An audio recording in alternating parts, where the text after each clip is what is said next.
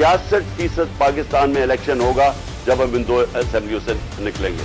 تو عقل تو یہ کہتی ہے کہ آپ جنرل الیکشن کروا دیں. لیکن میں پھر سے کہتا ہوں یہ خوف زدہ ہیں, الیکشن ہارنے سے ڈرے ہوئے ہیں. ان کا کوئی پاکستان کا مقصد نہیں کہ پاکستان اوپر جا رہا ہے یا نیچے جا رہا ہے.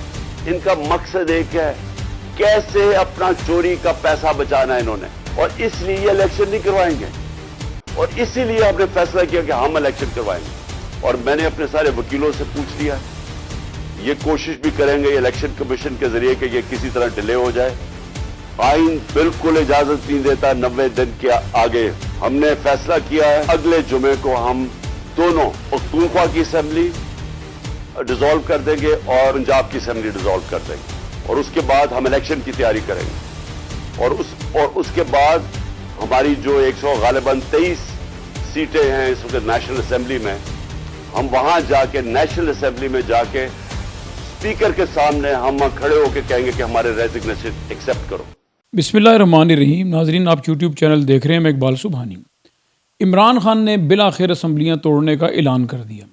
عمران خان نے کشتیاں جلا ڈالیں, پی ڈی ایم بند گلی میں پہنچ گئی.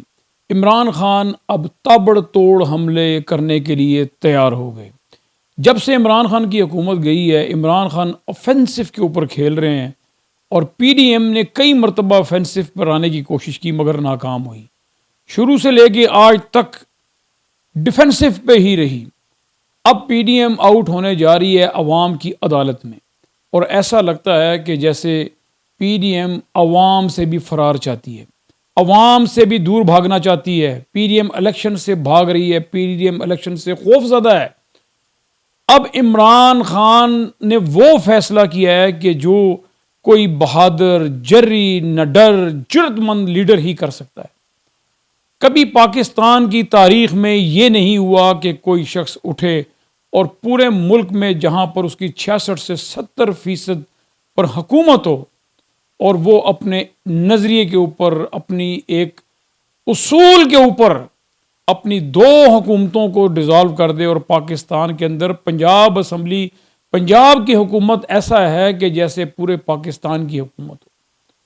تو عمران خان پنجاب اسمبلی کو ڈیزالو کرنے جا رہے ہیں, کے پی کے اسمبلی کو ڈیزالو کرنے جا رہے ہیں, اور انہیں اس مقام تک پہنچانے جا رہے ہیں کہ جو ان کا حق بنتا ہے. ان کو ان کی اوقات یاد دلانے جا رہے ہیں. اگر آپ کو یاد ہو تو عمران خان کی اسمبلی توڑنے کے فیصلے سے پہلے ساری پی ڈی ایم کی قیادت عمران خان کو برا بھلا کہتی تھی, اور کہتی تھی کہ کبھی بھی عمران خان اسمبلیاں توڑنے کا اعلان نہیں کریں گے, یہ لوگوں کو دھوکہ دے رہے ہیں, یہ جھوٹ بول رہے ہیں. کیا عمران خان کوئی بیوقوف ہے جو اسمبلیاں توڑے گا؟ کیا عمران خان اسمبلیاں توڑ کر پھر مصیبتوں کا شکار ہوگا؟ بلاول بھٹو نے کئی مرتبہ ٹویٹ کیا, کئی مرتبہ پریس ٹاک کی, اور ابھی 2 دن پہلے بھی بلاول بھٹو نے عمران خان کو اسمبلیاں کے حوالے سے یہی کہا کہ وہ اسمبلیاں کبھی بھی نہیں توڑیں گے, اور بار بار اپنے بیان کو ریپیٹ کیا. اور اسی طرح مریم اورنگزیب نے بھی عمران خان کو فتنہ شیطان نہ جانے کیا کہ جیسے ان کی مخصوص گفتگو کا انداز ہے. جب وہ پریس ٹاک کرتی ہیں تو پہلے وہ اسی قسم کے کوئی 10-12 الفاظ استعمال کرتی ہیں عمران خان کے بارے میں, پھر 4-5 باتیں کرتی ہیں, اور پھر نئے سرے سے پھر وہی فتنہ شیطان اس طرح کی باتیں کر کے. تو انہوں نے بھی یہ کئی مرتبہ کہا کہ عمران خان اسمبلیاں نہیں توڑیں گے. اسی طرح رانا ثناء اللہ بھی یہی کہتے رہے, مریم نواز بھی یہی کہتی رہی کہ یہ صرف دھوکہ دے رہا ہے اور اسمبلیاں نہیں توڑے گا. یہ اسمبلیاں کیسے توڑ سکتا ہے؟ یہ اسمبلیوں کے سہارے ہی, اسمبلیوں کی وجہ سے ہی یہ جو ہے نا اتنا چلا رہا ہے اور اتنا بہادر بنا ہوا اور اتنی باتیں کر رہا ہے اور اتنا یوں کر رہا ہے اور وہ کر رہا ہے. یہ اسمبلیوں, یہ حکومت کو استعمال کر رہا ہے, یہ حکومت کی بیساکھیوں کے اوپر چل رہا ہے. اگر یہ اسمبلیاں توڑے تو پھر ہم دیکھیں گے کہ اس میں کتنی ہمت ہے, کتنی طاقت ہے. مگر آپ دیکھیں کہ عمران خان نے بالآخر اسمبلی توڑنے کا اعلان کر دیا. یہ فتنہ ہے, فسادی ہے, چور ہے, ڈکیت ہے, فورن ایجنٹ ہے. تماشے کرتے ہیں, شور کرتے ہیں, میں اسمبلی آج توڑ دوں گا, میں کل توڑ دوں گا, میں پرسوں توڑ دوں گا, میں جمعے کو توڑ دوں گا, میں بدھ کو توڑ دوں گا. بھائی توڑو اسمبلی. تو اب اس دن پھر آپ نے مایوسی میں جو ہے وہ جو اعلان کیا ہے, اب اس اعلان کے اوپر عمل درآمد کریں. ہم تیار ہیں, اور آپ اسمبلی توڑیں اور پنجاب کا الیکشن کروائیں. اسی الیکشن میں فیصلہ ہو جائے گا. 1 ہفتے کا ٹائم کیوں دیا گیا؟ اب اس کے اوپر رانا ثناء اللہ کہتے ہیں کہ 1 ہفتے کا ٹائم دینے کا کیا مطلب ہے؟ کیا عمران خان پھر کوئی بہانہ کر کے اور ادھر ادھر کی ہانگ کر عمران خان پھر کوئی اور اگلی ڈیٹ دے دیں گے؟ اب دیکھیں فرق، دیکھیں آپ، عمران خان نے جب حکومت کی تو ایک منظم اسٹریٹجی کے تحت انہوں نے معیشت کو کیسا سنبھالا دیا، انہوں نے فارن پالیسی کو کیسا سنبھالا دیا، انہوں نے ملک کے اندر جو غریب لوگ ہیں ان کے حوالے سے کتنے پروگرام انہوں نے بنائے، وہ ایک حکمت عملی تھی جس کے تحت، وہ ایک پالیسی کے تحت وہ سٹیپ وائز چلتے رہے۔ ابھی اسمبلیاں توڑنے کے حوالے سے مارچ سے بات شروع ہوئی، اس سے پہلے 8 مہینے سے جو عمران خان نے 70 سے اوپر جلسے کیے، پھر کئی ریلیاں کی، کئی جلوس نکالے، کئی میٹنگز کی، اور مسلسل 7-8 مہینے سے جب سے عمران خان کی حکومت گئی ہے کوئی ایک دن ایسا نہیں ہے کہ عمران خان آرام سے بیٹھے ہوں۔ مگر آپ دیکھیں کہ مسلسل ایک ترتیب کے ساتھ، ایک پالیسی کے مطابق، ایک حکمت عملی کے مطابق عمران خان سٹیپ وائز آگے آگے آگے بڑھتے رہے، مکمل ٹائم دیتے رہے پی ڈی ایم کو، بار بار کہتے رہے کہ آپ الیکشن کا اعلان کریں، عوام آپ کے ساتھ اگر ہے تو مجھے تو کوئی اعتراض نہیں ہے۔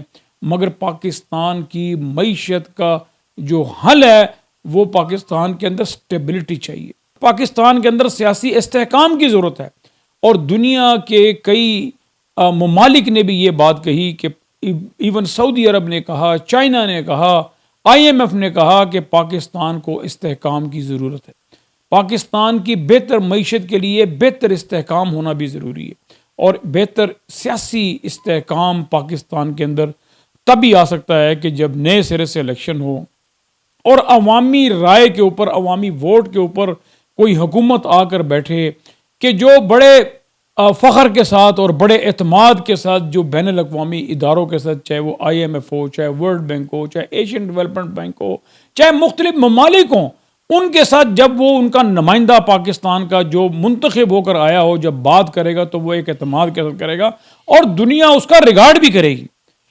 یہ بات عمران خان بڑے عرصے سے کہہ رہے ہیں کہ بھئی آپ الیکشن کی کوئی تاریخ دیں، اور عمران خان یہ بات اس لیے بھی کہہ رہے تھے کہ عمران خان کو پورا یقین تھا کہ پورا ٹائم کرنے کے بعد بھی، یعنی کہ جو 5 سال کا ٹینیور ہے وہ مکمل ہونے کے بعد بھی پی ڈی ایم الیکشن نہیں کرائے گی، مزید ایکسٹینشن لے گی 1 سال کی۔ اور وہ بات ایسے لگتا ہے کہ ابھی آہستہ آہستہ سچ ثابت ہو رہی ہے کہ پی ڈی ایم کسی بھی طور پر الیکشن میں جانے کے لیے تیار نہیں ہے، عوام کا سامنا کرنے کے لیے تیار نہیں ہے۔ اور دیکھیں کہ کیسے بلاول بھٹو جو ہیں وہ پاکستان سے باہر دوروں کے اوپر ہے۔ ان 8 مہینوں میں، 7.5 مہینوں میں آپ اندازہ لگائیں، آپ ریکارڈ اٹھا کر دیکھیں، 35 دورے کیے ہیں بلاول بھٹو نے۔ 7.5 مہینوں میں بلاول بھٹو نے پاکستان کے باہر 35 دورے کیے۔ بلاول بھٹو کے دوروں کے اوپر، 35 دوروں کے اوپر 1 ارب 75 کروڑ کا خرچہ آیا ہے۔ اب بتائیں کہ ان دوروں کا پاکستانی عوام کو کیا فائدہ، پاکستانی عوام کو ان دوروں سے کیا حاصل ہے؟ پاکستانی عوام کو شاید پتہ بھی نہیں ہوگا کہ بلاول کس ملک کے دورے کے اوپر اور کہاں ہے اس وقت۔ اتنے تیزی سے دورے کیے گئے اور ایسے لگتا ہے کہ جیسے بلاول بھٹو اپنی سی وی لے کے ملک پھر رہے ہیں اور ان کو بتا رہے ہیں کہ میں بلاول بھٹو اور مجھے فیوچر کے اندر سپورٹ کرو، میں آپ کے تحفظات کا اور آپ کے معاملات کا پاکستان کے اندر میں خیال کروں گا۔ یوں لگتا ہے کہ جیسے وہ ان ملکوں کو قائل کرنے کے لیے، ان سے دوستیاں بنانے کے لیے، ان کی ہر بات کر آمین کرنے کے لیے دورے کر رہے ہیں، ورنہ پاکستان کو تو کوئی فائدہ نہیں ہے ان کے ان دوروں کا۔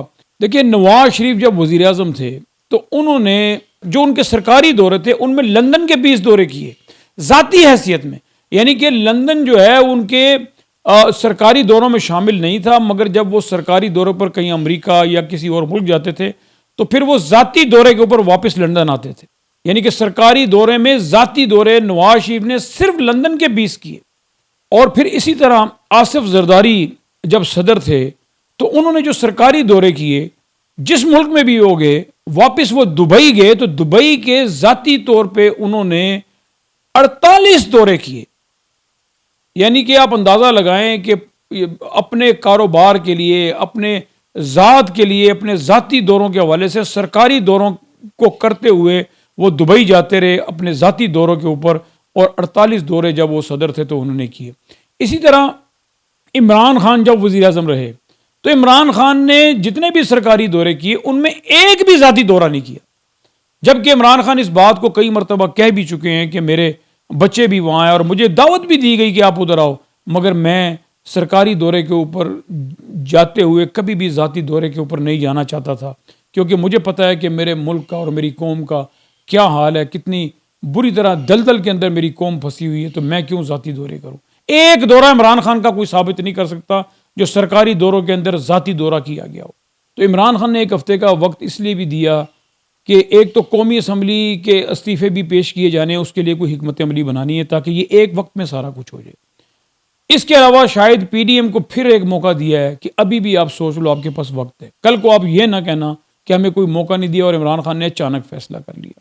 اب عمران خان کے اس ڈیلینگ جو ان کے جو ٹیکٹکس کہہ رہے ہیں یا جو ان کی پالیسی تھی کہ جس کو وہ 7-8 مہینے سے مسلسل ترتیب کے ساتھ کبھی جلسہ، کبھی مارچ، کبھی ریلی، کبھی جلوس، کبھی کچھ کر رہے تھے، تو پی ڈی ایم والے اس کے اوپر بھی بڑے پریشان تھے کہ عمران خان ڈیٹ پہ ڈیٹ دے رہا ہے۔ میں سمجھتا ہوں عمران خان ڈیٹ پہ ڈیٹ نہیں، ایک حکمت عملی اور ایک پالیسی کے تحت چل رہا تھا، اور ابھی جو آخری ایک ہفتے کا ٹائم دیا یا 6 دن کا ٹائم دیا ہے، یہ بھی شاید ایک موقع دیا گیا ہے پی ڈی ایم کی حکومت کو کہ آپ ابھی بھی سوچ لیں۔ ملک کی بہتری اسی میں ہے کہ آپ الیکشن کا اعلان کر دیں، آپ تاریخ کا اعلان کر دیں، آپ نگران سیٹ اپ کا اعلان کر دیں۔